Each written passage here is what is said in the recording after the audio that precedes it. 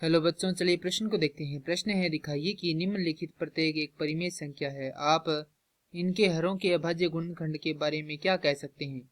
संख्या दी गई है 12.1 2 3 4 5 6 7 8 9 का बार। तो प्रश्न को हल करें उससे पहले जो प्रश्न की मुख्य अवधारणा है उस पर विचार कर लेते हैं।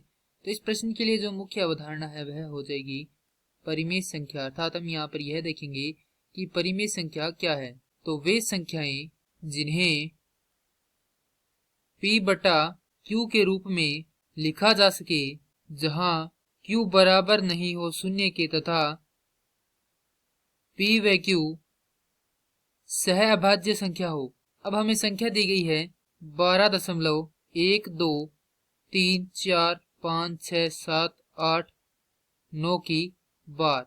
यह क्या है, एक परिमेय संख्या है। हमें इसके हरों के अभाज्य गुणनखंड के बारे में बताना है। तो हम यहाँ पर क्या करेंगे, इसको सबसे पहले एक भिन्न के रूप में बदलेंगे।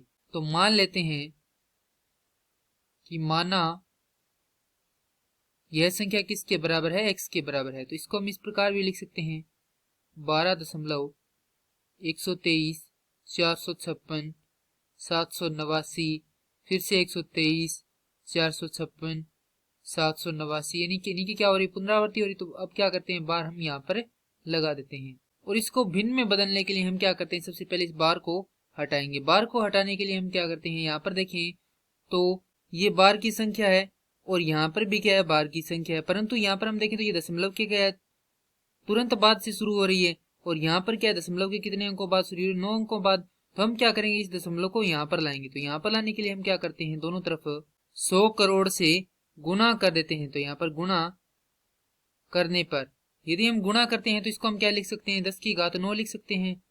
x बराबर 12 123 456 789.1 2 3 4 5 6 7 8 9 का बार। अब यदि हम देखें तो यहाँ पर इसे मान लेंगे समीकरण संख्या 1 और इसे मान लेंगे समीकरण संख्या 2।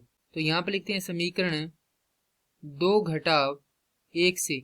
यदि हम 2 में से 1 को घटाते हैं तो हमारे पास उसी प्रकार से आएगा 10 की घात 9 x घटाव x बराबर, यहाँ पर घटाएंगे तो हमारे पास यहाँ से ये बार वाली संख्या क्या हो जाएगी, हट जाएगी। उसके बाद यहाँ पर क्या होगा, 12.1 2 3 4 5 6 7 8 9 की बार थी, तो ये बार वाली संख्या क्या हो गई, हट गई।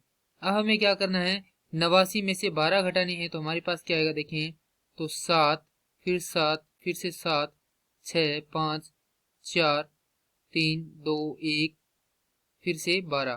तो यह संख्या क्या हो जाएगी, हमारे पास प्राप्त हो जाएगी।